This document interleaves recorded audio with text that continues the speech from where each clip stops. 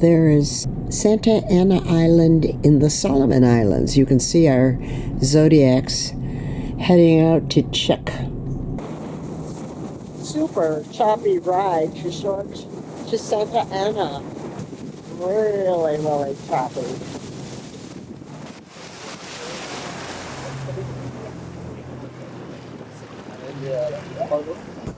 Here we go. No, it's nice and calm. No, this is nice and calm now. Oh, Mom! Did they get you? Just missed Neil. Oh, you were going to be dinner. Yeah. Oh, I wouldn't.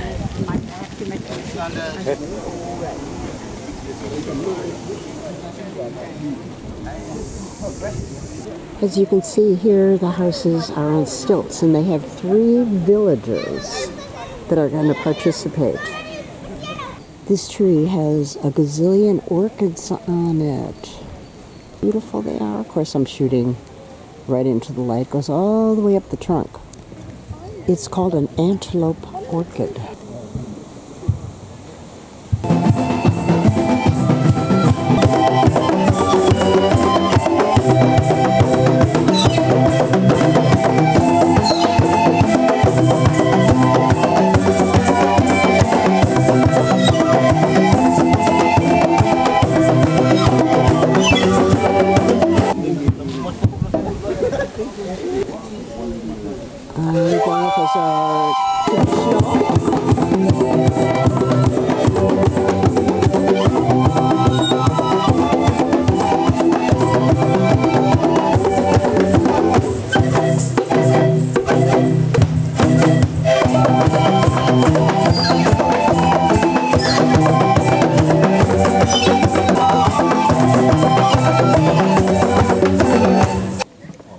George is my photographer right here, and the Odd Man dance is basically invaders against the locals protecting their property.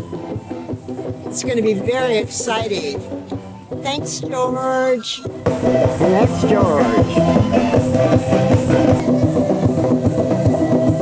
To warmly welcome you all to the shores of Santa Ana, this island. This island has been receiving guests like you since 1979. And so we've had cruise ships over the years, and it contributed a lot to the economy, the village economy of these islands. Have been contributing in touring around the provinces of the Solomon Islands. You've contributed a lot to the economy of Solomon Islands. So music for us.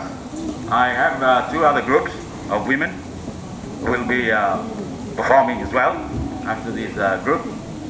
One in particular is kind of a dance involving 2 groups of men, those in charcoal black painted bodies and those in red mud painted bodies. That is a depiction of the races that have passed through these islands during those early days. During the migrations into the Pacific, people who have spread all through the Pacific are known as the Lapita people. Those are the ancestors of the Polynesians. And back in those early days, they originated from southern China. Really? The Lapita people. And then they crossed over to Taiwan, and they lived there for almost 100 years, and that's where they started producing this pottery that they call lapita. And it is through that pottery that they've been producing that archaeologists and historians, as well as anthropologists, have been able to track the path in which they traveled. But the Highlanders of Papua New Guinea and the Aborigines of Australia is about 50 to 60,000 years ago. So that's how so the depiction of one of the dances here is an intermix of the Polynesians and Melanesians. We do not have a written language. It's an oral tradition. So most of our records, the preservation of our history and things like that is recorded in the dances as well as in the carvings. Is a sacrificial bowl. not an ordinary bowl. Like you serve food here in terms of worship, where you put food in here for your deities that you worship, because here our tribal and clans here are along the totemic lines. This group is from another village.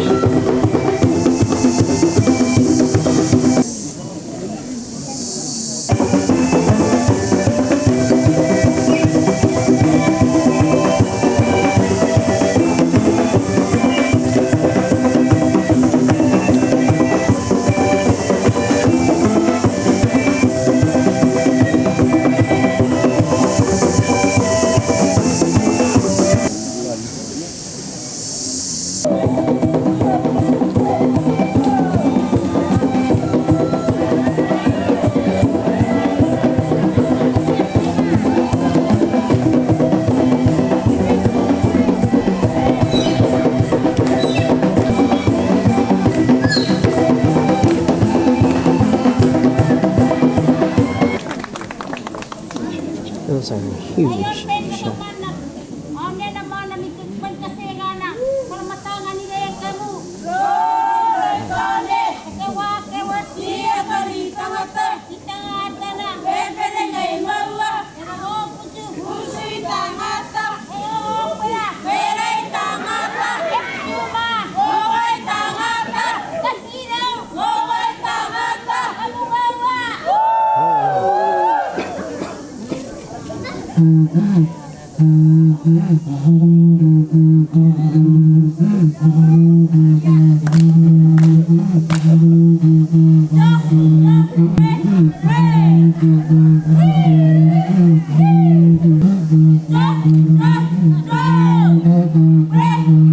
That they presented here, sort of, it kind of.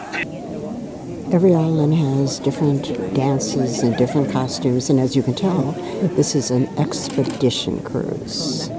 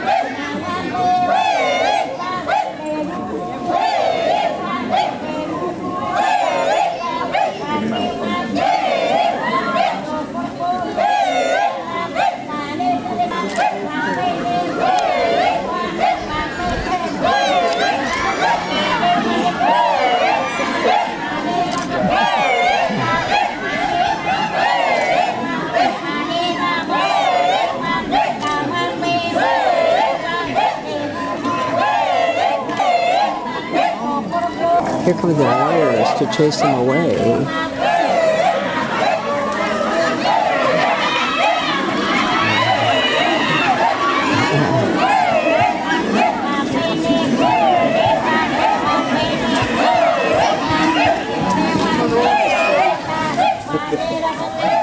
In which the dance festival was going on, and then you had the Polynesians. They came in and were a little bit curious as to what was happening. So they were, and then those in black charcoal came in, being fearful as to what would happen to their daughters and wives who are dancing. And then you see the white scarf that the women sort of prepared for their costumes. It came from this plant here.